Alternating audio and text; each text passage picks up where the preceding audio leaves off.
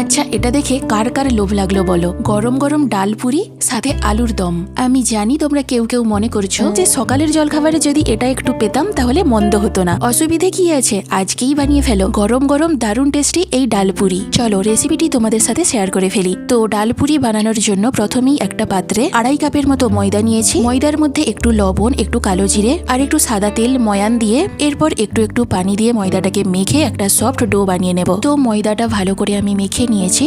এরপর ময়দাটাকে ঢাকনা দিয়ে কিছুক্ষণের জন্য রেখে দেব। আর এই ফাঁকে ডালের পুর বানিয়ে নেব। ডালের পুরের জন্য আমি এখানে 1 কাপের মতো ছোলার ডাল ভালো করে ধুয়ে সারা রাতের জন্য ভিজিয়ে রেখেছিলাম। তো এরপর ডালটাকে মিক্সিতে বেটে নেব। তো আমি ডালটাকে একদম মিহি করে বেটে নিয়েছি। এরপর একটা প্যানে একটু সাদা তেল দিয়ে দিলাম। তেলটা একটু গরম হয়ে গেলে একটু আদা থেতো করে দিয়ে দিলাম। এরপর দিয়ে দেব অল্প একটু কাঁচা লঙ্কা কুচি। তো নেড়ে চেড়ে আদা আর কাঁচা লঙ্কাটা একটু ভাজা হয়ে এলে দিয়ে দেব একটু জিরে গুঁড়ো, একটু হলুদ গুঁড়ো, একটু লঙ্কার গুঁড়ো আর একটু গরম মশলার গুঁড়ো। দিয়ে দেব স্বাদ মতো লবণ আর একটু চিনি, তবে চিনিটা অপশনাল। তো মশলাগুলোকে তেলের মধ্যে একটু নেড়ে চেড়ে নিয়ে এরপর বেটে রাখা ছোলার ডালটা এর মধ্যে দিয়ে দেব। এরপর ডালটাকে মশলার সাথে খুব ভালো করে মিশিয়ে নেব। এর মধ্যে 1 মুঠোর মতো ধনেপাতা কুচি ছড়িয়ে দেব। এবার ডালটাকে অনবরত নাড়তে থাকতে হবে, তা না হলে ডালটা তলায় বসে যেতে পারে। নাড়তে নাড়তে দেখবে ডালটা ঠিক এইরকম ঝরঝরে হয়ে আসবে। ডালের মধ্যে এই লাম্পসগুলো স্প্যাচুলা দিয়ে ভেঙে গুঁড়ো করে নিতে হবে। যখন ডালটা একদম শুকনো ঝরঝরে হয়ে আসবে তখন ডালটাকে নেড়ে চেড়ে কিছুক্ষণ ভেজে তুলে নিতে হবে। তো ডালের পুর আমাদের একদম রেডি। এরপর ময়দাটাকে কিছুক্ষণ রেস্টে রাখার পর আরো 1-2 বার ময়দাটাকে খুব ভালো করে মুথে নিয়ে ময়দার ডোটা থেকে একটু করে লেচি কেটে লেচিটাকে ছোট্ট একটা বাটির মতো করে এরপর এর মধ্যে ডালের একটু পুর দিয়ে বাটির মুখটাকে এবার চেপে বন্ধ করে দিতে হবে।